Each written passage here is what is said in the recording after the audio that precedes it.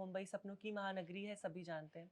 कहीं ना कहीं मेरी भी शुरुआत काफ़ी स्ट्रगल भरा रहा है। फ्रॉम कटिहार टू मुंबई एक लंबा संघर्ष करना पड़ा है। वैसे अगर फैमिली की बात करें, एक ट्रांस वुमेन, ट्रांसजेंडर हमारे समाज में एक बड़ा टैबू है। ट्रांसजेंडर समाज कभी भी टैबू नहीं रहा है। के दादाजी जमींदार थे। आगे चल के ना मैं लड़की बन जाऊँ। My birth sign was a boy. यही नहीं मैम, इंडिया का पहला transgender reality show. Real life को रियल लाइफ में मैंने जिया है। जिंदगी एक मिली है, हर मोड़ पर आपको लोग बोलने वाले हैं, पर आपको अपना हौसला बुलंद रखना है और किसी से हार नहीं मानना है। ये शब्द मेरे नहीं हैं, ये शब्द हैं मिस ट्रांस क्वीन का खिताब जीतने वाली मिस इंडिया ब्यूटी पेजेंट की ब्रांड एम्बेसडर नव्या सिंह की, जो इन दिनों कलर्स टीवी पर आने वाले सीरियल कृष्णा मोहिनी में प्रोफेसर अनुराधा के किरदार से घर घर की पसंद बनी हुई हैं। जो मॉडल, एक्ट्रेस और ट्रांस एक्टिविस्ट तो हैं ही, साथ ही हमारे पूरे समाज के लिए प्रेरणा की मिसाल हैं, और वो मिसाल फिलहाल हमारे साथ है। आज हम उनसे ढेर सारी बातें करेंगे और जानेंगे उनकी पूरी इंस्पायरिंग जर्नी के बारे में। सबसे पहले तो नव्या जी, ऑन टीवी में आपका बहुत बहुत स्वागत है। इतनी बारिश में भी आप हमारे ऑफिस आई, हमारे स्टूडियो आई, इसके लिए आपका बहुत बहुत धन्यवाद। Thank you so much. Thank you, it's my pleasure. Navya ji, जैसी आपकी जर्नी है, जैसी आपकी लाइफ की जर्नी है, इतनी स्ट्रगलिंग और इतनी इंस्पायरिंग, छोटे बिहार के छोटे से गांव से मुंबई का सफ़र और मुंबई में सपनों की उड़ान भरने का सफ़र आपके लिए कितना चैलेंजिंग रहा है? टू बी वेरी ऑनेस्ट, बहुत ज़्यादा। इतना आसान नहीं था। मुंबई सपनों की महानगरी है, सभी जानते हैं। चाहे रूरल एरिया से हो जाए या फिर छोटे शहरों से हो जाए, हर कोई जो कहीं ना कहीं बॉलीवुड में अपनी एक जगह बनाना चाहता है, इंडस्ट्री में अपनी एक जगह बनाना चाहता है, अपने सपनों को संजोकर मुंबई जैसे शहर में आता है। कहीं ना कहीं मेरी भी शुरुआत इसी मुंबई से हुई है। मेरी जर्नी भी इसी मुंबई से मेरी शुरुआत रही है। काफ़ी स्ट्रगल भरा रहा है, पर जहाँ पे स्ट्रगल है वहाँ पे सक्सेस भी है। तो जहाँ पे कहीं ना कहीं एक वक्त ऐसा था जब मैंने फेलियर का सामना किया, तो एक वक्त ऐसा भी आया जब मैं सक्सेस की सीढ़ी चढ़ी हूँ। तो रोलर कोस्टर जैसा रहा है, बिटर स्वीट एक्सपीरियंस भी रहा है। बट आज की डेट में अगर मैं अपनी पूरी जर्नी देखती हूँ 13 ईयर्स की, from Katihar to Mumbai, it's quite very बहुत इजी टू से। ऐसा लगता है कि हाँ, ये 13 साल कैसे गुजर गए और मैं कैसे सक्सेस की सीढ़ी चढ़ रही हूँ। बट इन 13 सालों में जो मैंने डिस्क्रिमिनेशन फील किया टुवर्ड्स माय कम्युनिटी या towards my parents, towards society, easy नहीं था मेरे लिए, बहुत मुश्किल था। अगर मैं बता दूं कि एक लंबा संघर्ष करना पड़ा है बिल्कुल। नव्या को यहाँ तक पहुँचने के लिए, तो कम शब्दों में ये बहुत ज़्यादा ही वो एक्चुअली रहेगा। जी। वैसे अगर फैमिली की बात करें तो आज के टाइम में, जबकि एक ट्रांस वुमेन, ट्रांसजेंडर हमारे समाज में एक बड़ा टैबू है, तो आपकी फैमिली के लिए ये कितना चैलेंजिंग था स्टार्टिंग से लेके अभी तक का? अगर बता, अभी तो आपकी फैमिली आपको आपको लेकर बिल्कुल प्राउड फील करती होगी, लेकिन जब स्टार्टिंग में उन्हें इस बात का एहसास हुआ होगा आपके बारे में, या समाज में उनके लिए, पहले उनके लिए एक्सेप्ट करना और एक समाज के तौर पे अपने बच्चे को एक्सेप्ट करना, उनके लिए कितना चैलेंजिंग था? सबसे पहली बात मैं आपको इस चीज़ पे कट करना चाहूँगी कि ट्रांसजेंडर समाज कभी भी टैबू नहीं रहा है। अ, आज से अगर हम बहुत पहले की बात कर लें, हमारे एलजीबीटी समुदाय को वो पहचान नहीं मिली थी, जो कहीं न कहीं पहचान की वो अ, भरसक बहुत ज़्यादा कोशिश कर रहे थे या फाइट कर रहे थे। हमारा समाज आज की डेट में बहुत ही प्रोग्रेसिव है। आज आप बिल्कुल देख लो तो बहुत सारे गे कम्युनिटी के लोग हैं जो फैशन डिज़ाइनर्स हैं। बिल्कुल बिल्कुल। अगर आप हमारे ट्रांसजेंडर कम्युनिटी के लोग को देख रहे हो तो बहुत सारे ऐसे लोग हैं जो लोक अदालत पैनल की जज हैं। सलमा खान एक किन्नर माँ ट्रस्ट चलाती हैं, जो कि आज वो बड़े लेवल पे काम कर रही है, एनजीओ में काम कर रही है, और उनके थ्रू 5000 किन्नरों की हेल्प होती है। हमारे समुदाय की बात कर ले, खासकर ट्रांस वुमेन समुदाय की जब बात कर ले, तो हमारा समुदाय भी कहीं ना कहीं पीछे नहीं है, काफी ज्यादा अग्रसर है। फिल्में हो गई, टीवी सीरियल हो गए, फैशन इंडस्ट्री हो गया, हर आप जगह आज जहां भी देखो वो परचम लहरा रहे। तो टैबू कहना कहीं ना कहीं वो थोड़ा गलत होगा। गलत होगा, या फिर लोगों का जो ये सोच है हम्म। कि ट्रांस कम्युनिटी कहीं ना कहीं सिर्फ सिग्नल पे बैगिंग के लिए बने हैं या फिर वो सेक्स वर्क के लिए बने हैं, बिल्कुल भी नहीं है। हाँ, ये हो सकता है कि शायद उनको अपने टैलेंट को लोगों के सामने लाने में वक़्त लगा हो, या फिर लोगों ने उनको उतनी अपॉर्च्युनिटी नहीं दी हो, या फिर हमारे समाज ने उनको उतना अपनाया नहीं हो, जिसकी वजह से वो कहीं न कहीं दिखे नहीं, विज़िबल नहीं रहे। बट अगर हम 2024 की बात कर लें, तो आज की डेट में हमारा समाज काफ़ी ज़्यादा टैलेंट को ऊँचाइयों को छू रहा है। बिल्कुल। या जैसा मेरा सवाल ये भी था मैम कि आपकी फैमिली के लिए ये एक्सेप्ट करना कितना मुश्किल था? मैं जहाँ तक जानती हूँ कि आपके दादाजी हुँ, ज़मींदार थे, वो बिल्कुल। गाँव के सरपंच थे, तो उनका समाज में, उस गाँव में अपना अलग ही रुतबा होगा। जब आप हुईं, आप अपने फैमिली की फर्स्ट चाइल्ड थीं, या first I was a Chirag grandson. कह आई मीन सकते मैं हैं। आपको बताना चाहूँगी कि काफ़ी ज़मींदार फैमिली से हम बिलॉन्ग करते हैं। मेरे दादाजी गाँव के सरपंच मुखिया हुआ करते थे, हुँ, हुँ। और गाँव समाज में हमारी बहुत ज़्यादा इज़्ज़त है। मेल डोमिनेटिव समाज हमेशा से रहा है, ख़ासकर रूरल एरियाज़ में। जब हम बिहार जैसे सेक्टर की बात कर लें, और बिहार में कटिहार जिला की बात कर लें, कटिहार में भी काफ़ी छोटे-छोटे कस्बाज़ हैं। तो मैं भी एक ऐसे ही काफ़ी खूबसूरत से गाँव से होकर के आती हूँ, और अ काफ़ी भाईचारा है हमारे गाँव में। हिंदू, मुस्लिम, सिख, ईसाई सब काफ़ी फैमिली जैसे रहते हैं। काफ़ी किसी भी चीज़ का, आई मीन कास्ट का, स्किन का, कलर का, कभी किसी चीज़ का मैंने भेदभाव वहाँ पे नहीं देखा है।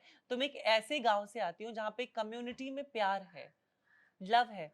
वहाँ पे अपनी चीज़ों से लड़ पाना, या अपने जेंडर से लड़ पाना, ख़ासकर मुझे मेरे पेरेंट्स को ये बताना कि मैं इस शरीर में कंफर्टेबल नहीं हूँ, वो मेरे लिए कतई बहुत ज़्यादा ही मुश्किल था। पेरेंट्स से मैं उतनी ज़्यादा क्लोज़ नहीं थी, मैं मेरी माँ से बहुत ज़्यादा क्लोज़ थी, मैं मेरी दादी से बहुत क्लोज़ थी। ओके। पापा से इसलिए नहीं थी कि my father was very dominative actually, and of course yes, um जब ज़िम्मेदारियाँ हों, तो ज़िम्मेदारी इंसान को कभी-कभी काफ़ी ज़्यादा स्ट्रॉन्ग बना देती है, हार्श बना देती है। आज मैं समझ सकती हूँ कि उनका ये हार्श होना कहीं न कहीं हमारे लिए एक प्रोटेक्टिव होना था। तो उस वक़्त वो चीज़ मुझे समझ में नहीं आती थी, तो मैं मम्मी से ज़्यादा क्लोज़ थी, और एक वक़्त ऐसा आया जब मैंने मम्मी से बोला कि 12-13 साल की एज रही होगी मेरी, तो मैंने मम्मी से मेरी फीलिंग्स शेयर करी, और शाम का ही वक़्त था। तो my mother was cooking and I told her that, what do you think? मैंने हिंदी में उनसे पूछा, मम्मा मुझे लगता है कि आगे चल के ना मैं लड़की बन जाऊँगी, ओके। और मुझे लड़की बनना है, मुझे मेरी पूरी ज़िंदगी जो है, एंटायर ज़िंदगी आपके जैसा जीना है। आपने अपनी ज़िंदगी की जैसे शुरुआत की, या फिर आप अपने वुमनहुड को जैसे एन्जॉय करते हो, मैं चाहती हूँ कि एक वक़्त मेरा भी आए, और मैं अपनी पूरी entire life as a woman जीऊँ। मेरी माँ के एक्सप्रेशन थे सबसे पहले, तो शी वाज़ लाइक, ओके ये क्या हो गया? ये नहीं हो सकता है। माय मदर वाज़ लाइक, बातें करना बहुत अच्छा लगता है, बट जब आप इसको रियल लाइफ़ में अपनाओगे, या अपनी रियल ज़िंदगी में अपनाओगे, आपको काफ़ी संघर्ष का सामना करना पड़ेगा। बिल्कुल। मेबी आपके फादर कभी एग्री नहीं होंगे। मैंने सुना है आपके पापा पत्रकारिता के क्षेत्र में जर्नलिस्ट हैं, या आई तो मीन उनके लिए क पत्रकार, जब हम जर्नलिज्म की बात कर ले, या जर्नलिस्ट की बात कर ले, तो वो सच्चाई छापते हैं। अपने हाँ, बेटे की सच्चाई वो कैसे छाप सकते थे? हाँ, उनके और लिए आज एक ऐसा वक़्त है कि मेरे बारे में दुनिया बात करती है, मेरे बारे में ऑल ओवर द वर्ल्ड बात करती है। आई मीन बीबीसी वर्ल्ड में, बीबीसी न्यूज़ में, जो लंदन से वो मेरा वहाँ पे न्यूज़ आया था, and everybody was talking about it. So I am happy that कि एक वक़्त था जब शायद मेरे पेरेंट को, या मेरे फादर को शर्मिंदगी से सर नीचा करना पड़ रहा था, because of my femininity. Because of काफ़ी बुलिंग हो रही थी उस वक़्त। कहते हैं ना, बचपन में जो आपको प्यार मिलता है, जब आप एक एज में आते हो, चीज़ें चेंज होती हैं। एक लड़का लड़के के जैसा प्रिटेंड करेगा, एक लड़की लड़की के जैसा प्रिटेंड करेगी। बट मेरे केस में ये बहुत ही उल्टा था। उल्टा आई था। Was my birth sign was a boy, but I was pretending properly a girl. ये तो मेरे फ़ील लिए, आपको कब हुआ ma'am? Sorry to to interrupt. Be very honest, मुझे कभी ये रियलाइज नहीं हुआ कि मैं एक लड़का बन के पैदा ली हूँ, या मेरा बर्थ साइन लड़का का था। बट हम शरीर में कुछ तो कमी नजर आती थी। लगता था कि समथिंग इज डिफरेंट, कुछ तो अलग है। मेरी आत्मा लड़की की है, बट मेरा शरीर मुझे ये क्यों नहीं बोलता है कि ये लड़की का शरीर है? आखिर ऐसा क्या कमी है, या फिर मैं ऐसा क्या चेंज कर सकती हूँ? मैं तब की बात कर रही हूँ जब फेसबुक, इंस्टाग्राम, सोशल मीडिया उतना ज़्यादा डेवलप्ड नहीं था। लोगों को रिसर्च करने के लिए गूगल का सहारा लेना पड़ता था, बट गूगल में भी उतनी ज़्यादा इंफॉर्मेशन नहीं थी। तो मेरे लिए खुद को ये एडजस्ट कर पाना करके कि मैं किस कश्मकश से होके गुजर रही हूँ या मैं क्या फाइटिंग कर रही हूँ, बहुत मुश्किल था। बट एक वक्त ऐसा आया, मैगजीन्स आया करते थे। आई मीन उस वक्त क्या होता था कि न्यूज़ वगैरह इंटरनेट पे उतना ज़्यादा नहीं हो करके लोग ज़्यादा ऑफ मैगज़ीन, ये पढ़ना ज़्यादा, प्रिंट मीडिया का प्रिंट ज़्यादा मीडिया का चलन ज़्यादा था। ज़माना उस वक्त था, डिजिटल मीडिया के अलावा। तो ऐसा एक वक्त आया कि जब मैंने एक न्यूज़ पढ़ी और आई हैव सीन समथिंग जहाँ पे मुझे लगा जब ये कर सकती है तो मैं क्यों नहीं। Inspiration Inspiration. So I have got inspired from someone and I realized that no, if she can do it, of course yes I can do it. Yes. वहाँ से मैंने मेरी जर्नी का फैसला लिया एंड एज ऑफ 18 मैं मुंबई आ गई और मुंबई से मेरी जर्नी शुरू हुई। आज के टाइम में आप तो काफ़ी आगे हैं, आपने मॉडलिंग किया है, बड़े-बड़े डिज़ाइनर्स के लिए आपने वॉक किया है।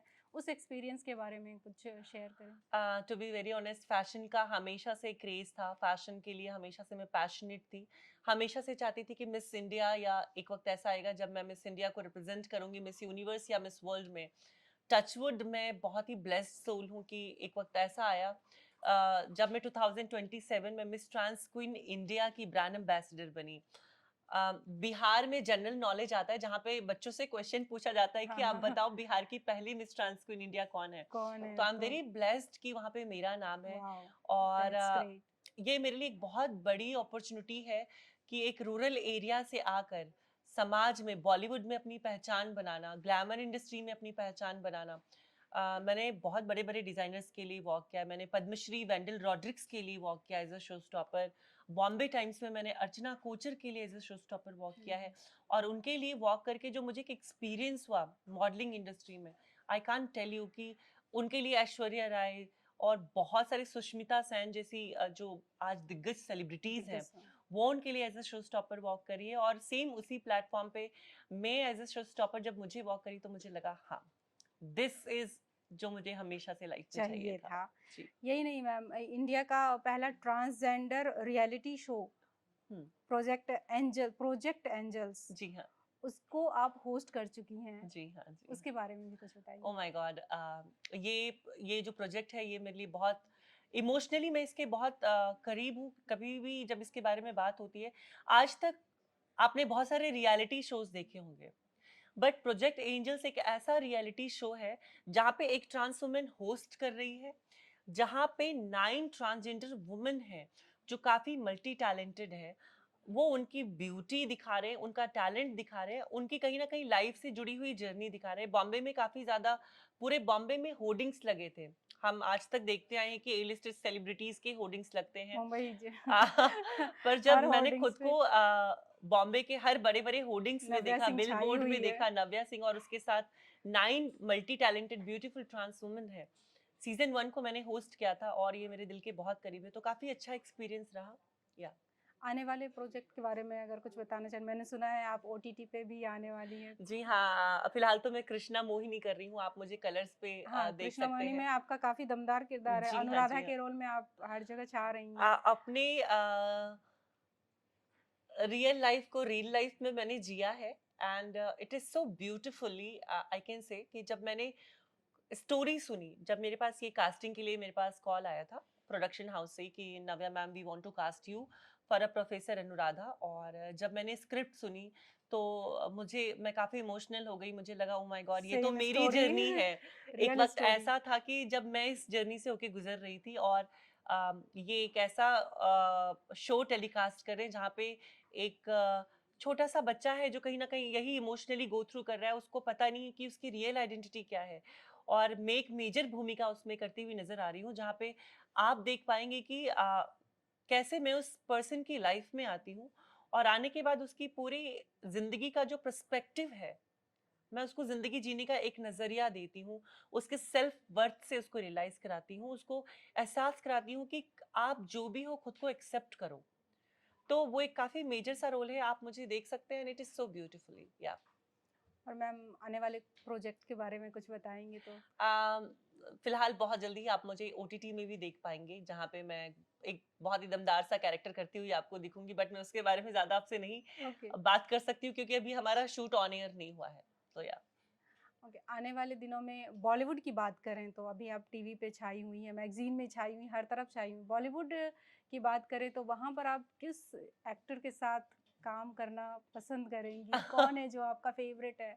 टू बी वेरी ऑनेस्ट, मैं ग्रो करी हूँ इन तीन खान्स को देख करके। टू बी ऑनेस्ट, उनकी फिल्में जब भी आती हैं सुपर हिट होती हैं, तो ऑफ कोर्स यस, अगर मुझे मौका मिला तो ज़रूर मैं इन तीन खानों के साथ काम करना चाहूँगी, सलमान खान, शाहरुख या फिर आमिर खान। तो या you can say that.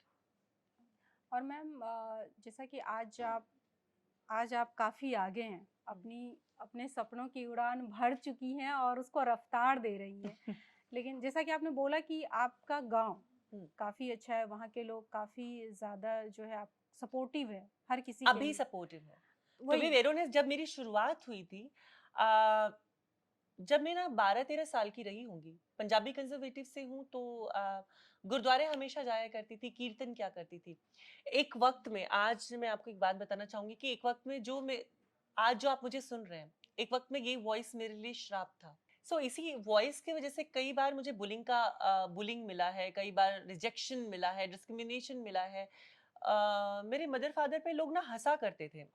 To be very honest, ये ना एक बहुत बड़ा तमाचा उन लोगों के लिए है जो शायद आप उस वक्त तो आपको लगता है कि भाई चलो ये एक मजाक है, बट जब उसी मजाक ने कुछ प्रूफ कर दिया होता है, उसी मजाक ने आपके गांव का नाम रोशन किया रोशन होता कर है दिया। कि आज हर कोई, इंटायर वर्ल्ड आपके उस पर्टिकुलर गांव का नाम ले रहा है, आज पर्टिकुलर आपकी उस वजह से उस शहर का गाँव को लोग नाम ले जान रहा रहे है हैं।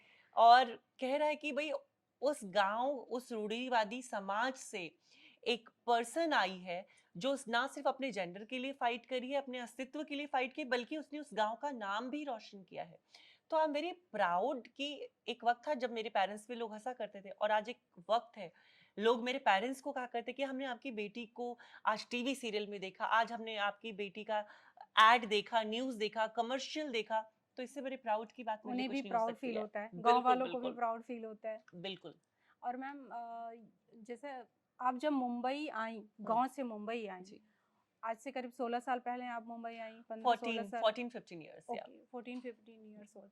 तो यहाँ पे आपकी मौसी ने आपका साथ दिया। जी हाँ, आपकी मौसी को बहुत जल्द ये समझ में आ गया था कि आप क्या चाहती हैं, आप क्या बिल्कुल, फ़ील करती हैं। बिल्कुल, बिल्कुल। मौसी मौसी के बारे में कुछ बताएँगी जिन्होंने आपको सपोर्ट किया, किस तरह से उन्होंने आपका साथ दिया आपके इस जर्नी में? मेट्रोपॉलिटन सिटी की अगर मैं बात कर लूँ तो ये काफ़ी ज़्यादा प्रोग्रेसिव है, यहाँ के लोग जो है काफ़ी ओपन माइंडेड है, और कहीं न कहीं यहाँ पे लोगों को पता होता है, क्योंकि हम रूरल एरियाज़ की बात कर लें या यूपी और बिहार जैसे क्षेत्रों की बात करें, तो एलजीबीटी समुदाय के बारे में जो एक ये बात करें, जागरूकता बहुत ज़्यादा ही कम है। वहाँ पे लोग इतना खुल के बात नहीं करते, क्योंकि उनको लगता है अरे यार, अगर हम बात कर लेंगे तो पता नहीं क्या हो जाएगा, लोग हमें जज करना तो नहीं शुरू कर बिल्कुल। देंगे।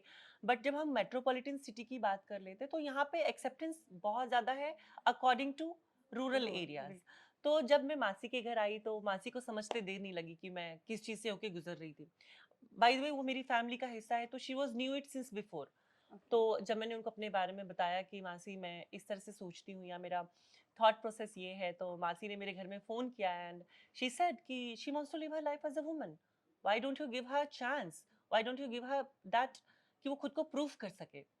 तो वहाँ से मेरी जर्नी शुरू हुई, बट मासी के घर में भी रहते-रहते कहीं न कहीं कुछ इश्यू हो गया। वहाँ पे सोसाइटी में मैंने सोसाइटी सुना। वालों ने कह दिया कि अगर आप अपने बच्चे को यहाँ पे रखोगे, आपका तो ये भतीजा था जब ये आया था, अचानक से भतीजी कैसे बन गई? तो ये जो क्वेश्चन मार्क था, अचानक से भतीजी कैसे बन गई? तो सोसाइटी में तो हम इसको रख नहीं सकते हैं। आप प्लीज़ इसको इनके कम्युनिटी में भेज दीजिए। इनका एलजीबीटी समाज है, ये इनको एक्सेप्ट कर लेंगे और ये उसके बीच में बहुत खुश रहेगी। मुझे लोगों से एक सवाल पूछना है, हिस्सा तो मैं आपका ही हूँ, जन्मी तो मैं आपसे ही हूँ, 9 महीने कोख में तो आपके ही रही हूँ ना। मैं ऐसे किसी माँ-बाप के कोख में रही हूँ, तो फिर मैं समाज का हिस्सा कैसे नहीं हुई? मुझे बस ये जानना है, बिकॉज़ एक चीज़ की फ़र्क होती है, बिकॉज़ सिर्फ़ एक चीज़ की कमी होती है जिसे डॉक्टरी के सहारे से चेंज किया जा सकता है। आजकल मेडिकल इतना एडवांस्ड हो चुका है कि कुछ भी हो सकता है। फिर आपके लिए वो पर्सन अलग कैसे हो गया या समाज से हट के कैसे हो गया? तो ये सवाल का जवाब शायद मैं उस वक़्त नहीं दे पाई थी, क्योंकि मैं खुद एक ऐसे ज़ोन से होके गुज़र रही थी जहाँ पे मुझे खुद को समझना था। आप खुद उस टाइम में स्ट्रगल कर रही थी खुद के। बहुत, बहुत, आई मीन खुद की आइडेंटिटी के लिए स्ट्रगल करना, खुद की सच्चाई को एक्सेप्ट करना, खुद की सच्चाई को एक्सेप्ट करने के बाद समाज जो आपको बोलता है, समाज के ताने सुनने के बाद भी अपने सच को मानना, वो मेरे लिए बहुत बड़ा चैलेंज था। एंड मुझे लगता है मैंने बहुत ही ग्रेसफुली उन सभी लोगों के सवालों का जवाब दिया है। तभी तो और आज आप यहाँ हैं, नहीं जी तो बिल्कुल। और उस सोसाइटी से निकलने के बाद का स्ट्रगल आपका कैसा रहा? जब मैं एलजीबीटी कम्युनिटी में आई और खासकर हमारे ट्रांसजेंडर कम्युनिटी में, तो जहाँ मुझे कमी दिखी, लेक ऑफ एजुकेशन की बहुत ज़्यादा कमी थी आज से 12-15 साल पहले। मैंने लोगों को पर्टिकुलर एजुकेशन की कमी होने के बाद, या फिर वो कमी होने के कारण, या फिर उनको अपने कानून की जानकारी नहीं होने थी। की वजह से कई बार उनको बहुत सारी चीज़ों का वो सुविधाएं नहीं मिल पाती थी जो उनको मिलना चाहिए था। बट 2014 जब नालसा ने ये जजमेंट दिया कि हाँ ये थर्ड जेंडर है, ये एग्जिस्ट करते हैं, उसके बाद से बहुत सारी चीज़ें हुई हैं। अपलिफ्टमेंट बहुत ज़्यादा हुआ है, एम्पावरमेंट बहुत ज़्यादा बढ़ा है, और आज की डेट में कम्युनिटी किसी भी क्षेत्र में कम नहीं है और बहुत ही ज़्यादा बिल्कुल। अग्रसर है और हर आप चीज़ में। जैसे लोग हों, आप जैसी महिलाएं हों, तो समाज में हर किसी के लिए आप प्रेरणा दे सकती हैं और दे रही हैं। और बिल्कुल। ट्रांस वुमेन, ट्रांसजेंडर जो भी है, ट्रांसजेंडर समाज, हर किसी के लिए आपने प्रेरणा देने का काम किया है, उनके हौसले को बुलंद करने का काम किया है। ये बिल्कुल। तो निश्चित रूप से कहा जा बिल्कुल, सकता है। मुझे लगता है वुमन का कोई जेंडर नहीं होता है। जब आप मदरहुड कहते हो ना, तो बिल्कुल। मदरहुड का कोई जेंडर नहीं होता है। एक पिता भी एक बच्चे को माँ के जैसा प्यार कर सकता है, एक भाई भी अपने बच्चे को माँ के जैसा प्यार कर सकता है, और एक माँ तो माँ के जैसा प्यार कर ही करती सकती है, हैं। करती ही है। तो एक मदरहुड का जो कहते हैं ना कि हम इसको जेंडर से कैटेगराइज़्ड कर देते हैं, बिल्कुल भी नहीं। मुझे लगता है जब मैं खुद को एक वुमन कहती हूँ, तो मैं एक वुमन हूँ, क्योंकि मेरे अंदर वो मातृत्व है, मेरे अंदर वो संवेदनशीलता है, मेरे अंदर वो इमोशंस हैं जो एक मातृत्व की भावना को दिखाती है, और मुझे उसमें कुछ गलत नहीं दिखता है। हाँ, शायद मेरा बर्थ जो है वो शायद कुछ अलग हुआ था, बट मैंने मेडिकल का सहारा लेके, एक सर्जरी प्रोसेस का सहारा लेकर के आज मैं एक अपनी जो नॉर्मल लाइफ है एज अ वुमन जी रही हूँ। Thank you very much ma'am, आपसे बात करके मुझे बहुत अच्छा लगा। और आपके लिए दिल से दुआ है कि आप थैंक यू। यूं ही आगे बढ़ती रहें, और जो भी आपने सपने देखे हैं वो आप पूरे करें, और हर किसी के लिए यूं ही प्रेरणा बनती थैंक रहें। You so much Khushbu for inviting me. कहते हैं कि मंजिल बड़ी हो तो रास्ते भी उतने ही मुश्किल होते हैं। कुछ ऐसा ही रहा नव्या सिंह की जिंदगी का किस्सा। निश्चित रूप से इनकी जर्नी हर किसी के लिए प्रेरणादायक है, जो हमें सीख देती है कि ये अगर एक छोटे से गांव से आकर मुंबई में अपनी मुकाम हासिल कर सकती हैं, वो भी एक ट्रांस वुमेन के तौर पर, जिसे लेकर हमारे समाज में आज भी एक टैबू है, वो अपने सपने को साकार करते हुए सफलता की उड़ान भर सकती हैं, तो हम और आप क्यों नहीं। वैसे नव्या सिंह के इस इंस्पायरिंग जर्नी पर आपका क्या कहना है, हमें कमेंट कर ज़रूर बताएं।